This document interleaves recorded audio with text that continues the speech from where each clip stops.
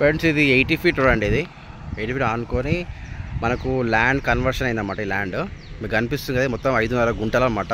Conversion అయ్యింది. ఇది square ఉంది, కమర్షియల్ ప్లేట్ అండి. ఇది ఇంట్రెస్ట్ ఉంటే కాల్ చేయొచ్చు. బుచ్చుగూడ విలేజ్ నియర్ బైలో వస్తుంది అన్నమాట.